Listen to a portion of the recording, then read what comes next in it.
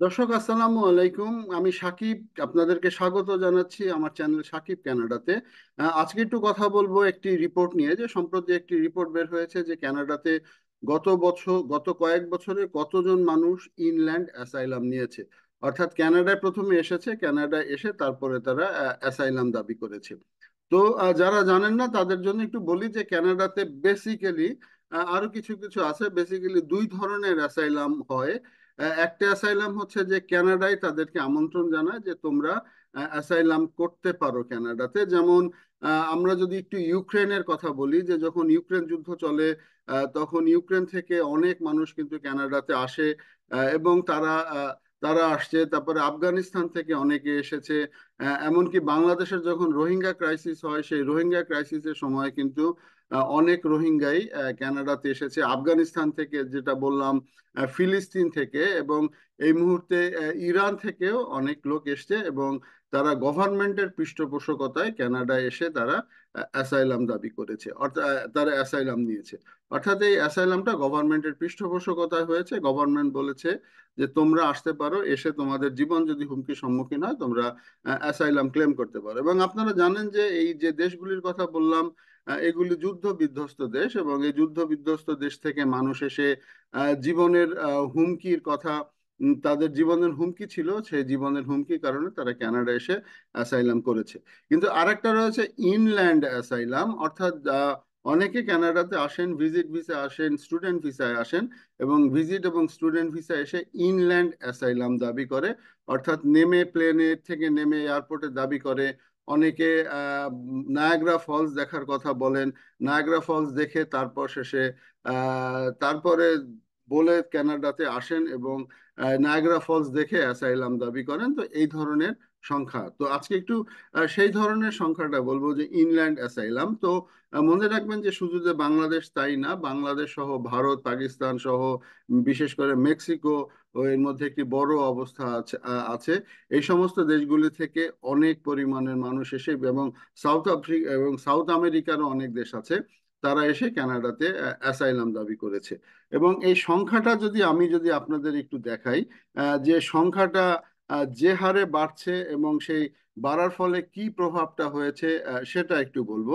যেমন inland asylum কানাডাতে ফুল ইয়ার, যেখানে একটু দেখায় যে এটা হচ্ছে, বারগুলি হচ্ছে 20,000-এর একটি বার, এবং উপরে রয়েছে 1,20,000-এর একটি বার। অর্থাৎ 2015 সালে মাত্র অ্যাসাইলাম ছিল, যদি একটু বারটা দেখেন যে এখানে সংখ্যাটা লেখা নেই, কিন্তু 20,000-এর নিচে এবং 0 থেকে 20,000-এর মধ্যে। অর্থাৎ এখানে সর্বোচ্চ হয়তো 7-8 হাজার হবে। 16 সালে অল্প একটু বেড়েছিল, 17 সালে আরো বেড়েছিল, 18-তে আবার কমেছে, আবার 19-এ আবার প্রায় 37-38 হাজার ছিল হয়তো, বা 36 হাজার ছিল। 20 সালে এসে সেটা আবার হয়ে গিয়েছিল আহ, আহ, 12-14 হাজার, এবং 21 সালে সেটা আরো কমে 10-এরও নিচে ছিল। কিন্তু 22-এর পর থেকে কোভিড পরবর্তী সময়ে কানাডাতে অ্যাসাইলাম আস্তে আস্তে বাড়তে থাকে, এবং 22 সালেও ওইভাবে একটা না রিজনেবল ছিল।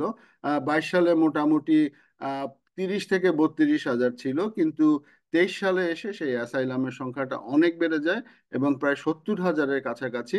এবং 24 সালে এসে সেটা ড্রাস্টিক ভাবে বেড়ে প্রায় অলমোস্ট 1,14-15 হাজার অ্যাসাইলাম মানুষ দাবি করেছে যে তারা তাদের দেশে নিরাপদ নয়, এবং তারা অ্যাসাইলাম করতে চায়।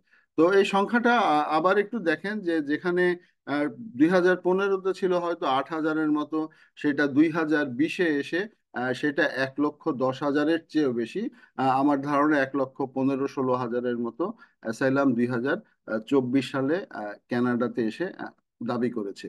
তো এর ফলে কি হচ্ছে, যে কানাডার জনসংখ্যার একটি ভারসাম্য নষ্ট হয়ে যাচ্ছে। কানাডা এই অধিক হারে অ্যাসাইলাম আসার জন্য কানাডার ও আরেকটা বিষয় একটু বলি, যে কানাডার যে ইমিগ্রেশনের ক্যাপ, সেই ইমিগ্রেশনের ক্যাপটা কিন্তু আপনার 3.5 লাখের বেশি না। তো 3.5 লাখের বেশি না, তো সেখানে 1,20,000-ই অ্যাসাইলামধারী রয়েছে। তো এর মানে এই না যে 1,20,000 যারা অ্যাসাইলাম নিয়েছে তাদের সবাইকে যে কানাডা নিয়ে নিবে, সে তা না। কারণ কানাডাতে কিন্তু হাজার হাজার ইন্টারন্যাশনাল স্টুডেন্ট ওয়েট করছে এই মুহূর্তে পিআর পাওয়ার জন্য।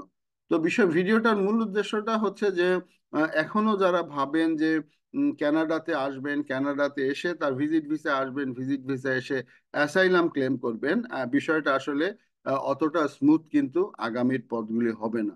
অতটা স্মুথ আগামীর পথ হবে না, কারণ 2024-এর পরে যে অ্যাসাইলাম গ্রহণের হার সেটা 25-এ কমবে, 25-এ ডেফিনেটলি কমবে, কারণ কানাডা এখন অনেক বুঝে শুনে ভিজিট ভিসা দিচ্ছে।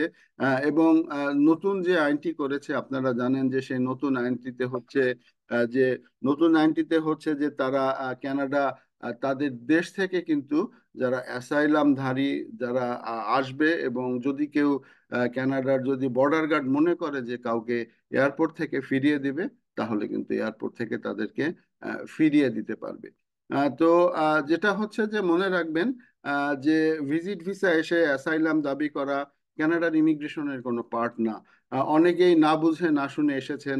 আমরা অনেকের সাথেই আমাদের সাথে যোগাযোগ করেন যে দীর্ঘ বছরের পর বছর কিন্তু তারা চাকরি পাচ্ছে না, তো তারা চলছে কিভাবে? গভর্নমেন্ট হয়তো $400-500 দেয়। এইভাবে অনেকেই আছে যে বিভিন্ন রাস্তায় রাস্তায় ঘুরে বেড়ান। এটা কিন্তু ক্যানাডিয়ান কোনো লাইফ না। তো অ্যাসাইলামধারীদের বেসিক সমস্যা হচ্ছে যে তারা কানাডার ইকোনমির জন্য ক্ষতিকর, ঠিক তেমনি ভাবে বাংলাদেশের ইকোনমির জন্য ক্ষতিকর। তো বাংলাদেশের ইকোনমির জন্য ক্ষতিকর কিভাবে? যে তারা হুন্ডি করে টাকা নিয়ে আসে, এবং বাংলাদেশের যে অর্থ, সেই অর্থগুলি কিন্তু কানাডাতে পাচার হচ্ছে। তো আবার একটু স্ট্যাটিস্টিক্সটা যদি আবার একটু বলি, যে অলমোস্ট 1,12,14,000-এর মতো অ্যাসাইলামধারী 2024 সালে করেছে। স্টুডেন্টরা করছে অনেক অ্যাসাইলাম। তো এদের ভাগ্যে কি হবে একমাত্র আল্লাহই জানে। কতজন টিকবে জানি না। এবং এদের মধ্যে ইদানিং আবার দেখা দিয়েছে যে নিজেরা নিজেরা দুইজন অ্যাসাইলামধারী ছেলে ছেলে, দুইজন অ্যাসাইলামধারী মেয়ে মেয়ে তারা বিয়ে করছে। এবং বাংলাদেশে যেহেতু এই ধরনের বিয়ে শাদী নিষিদ্ধ, এইভাবেও কিন্তু টিকে যাচ্ছে। উম, যদি কেউ ধর্মাবলম্বী হন, আস্তাগফিরুল্লাহ পড়তে পারেন। অবশ্যই আমিও পড়লাম আস্তাগফিরুল্লাহ। তো এইভাবে আসলে এটা কোনো লাইফ এর মেক সেন্স করে না। অর্থাৎ কানাডাই কিন্তু জীবনের সবকিছু না, এইভাবে মিথ্যা বলে, মিথ্যা প্রচারণা বলে কানাডায় থেকে যাবেন, এই বিষয়টা কিন্তু আসলেই ঠিক না, আসলেই ঠিক না। তো এই অবৈধ অ্যাসাইলাম কানাডার ইকোনমিকে ধ্বংস করে দিয়েছে, কানাডার সাথে ইউএস এর সম্পর্ক নষ্ট করে দিয়েছে। লক্ষ লক্ষ অ্যাসাইলামধারী ইউএসএ তে চলে গিয়েছে। আজ ট্রাম্প প্রশাসন এর জন্য কানাডাকে দায়ী করছে। আমিও ব্যক্তিগতভাবে বলবো অবশ্যই ট্রাম্পের যে এই দায়ী করাটা, সেই দায়ী করাটা অবশ্যই যুক্তিসঙ্গত। কারণ যারা কানাডা এসেছে তাদেরকে বর্ডার থেকে চলে যাওয়ার দায়িত্ব, দেখে শুনে রাখার দায়িত্ব কিন্তু অবশ্যই কানাডার ছিল। তো দর্শক, আবারও বলি যে উম, আসার আগে ভাববেন যারা আছে তারা কেমন আছে।